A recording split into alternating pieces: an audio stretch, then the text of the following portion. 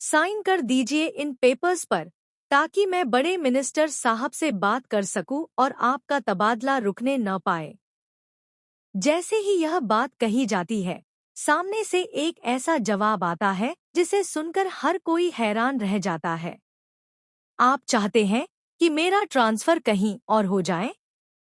Sorry sir, लेकिन अब मेरा मन बदल चुका है। यह सुनते ही माहौल पूरी तरह बदल जाता है। गुस्से और चुनौती भरी नजरों से देखते हुए वह व्यक्ति कहता है, अब मैं आपको इस ऑफिस से बाहर निकालकर ही दम लूंगा। लेकिन दोस्तों, असली तूफान तो अब शुरू होने वाला है।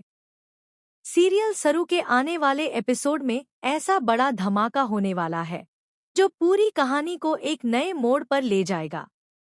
अनिका की चालों और भड़कावे का असर इतना ज्यादा होगा कि तारा और सरोजा दोनों ही सरू के खिलाफ हो जाएंगी। उनके मन में सरू के लिए इतना गुस्सा भर जाएगा कि वे उसकी कोई भी बात सुनने को तैयार नहीं होंगी। तारा बेहद दुखी और गुस्से में सरू के सामने हाथ जोड़कर खड़ी हो जाएगी।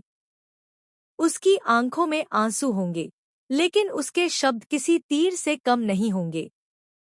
तारा कहेगी, सरू, आखिर तुम हमारी जिंदगी से दूर क्यों नहीं चली जाती? जब तुम यहाँ नहीं थी, तब हम सब चैन और सुकून से जी रहे थे। तुम्हारे आने के बाद हमारी जिंदगी में सिर्फ परेशानियां ही परेशानियां आई हैं।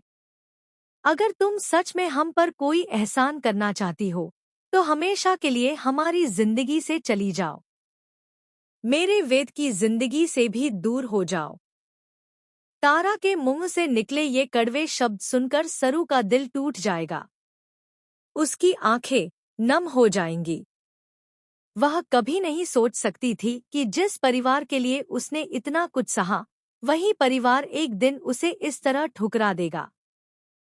सरू कांपती हुई आवाज में तारा और सरोजा के सामने हाथ जोड़कर कहेगी, ठीक है, अगर मेरी वजह से आप सबको तकलीफ हो रही है, तो अब ऐसा कभी नहीं होगा। मैं आप सबकी जिंदगी से हमेशा हमेशा के लिए दूर चली जाऊंगी। इसके बाद सरू की बात सुनकर हर कोई स्तब्ध रह जाएगा जब वह आगे कहेगी, 2 साल पहले भी मैं आप सबसे दूर चली गई थी। किस्मत ने मुझे वापस यहाँ ला दिया, लेकिन इस बार मैं ऐसा जाऊंगी कि कभी लौटकर नहीं आऊंगी। यह मेरा वादा है। इतना कहकर सरू वहां से जाने के लिए मुड़ जाएगी। लेकिन तभी कहानी में एक ऐसा मोड़ आएगा जिसकी किसी ने कल्पना भी नहीं की होगी। सरू के चेहरे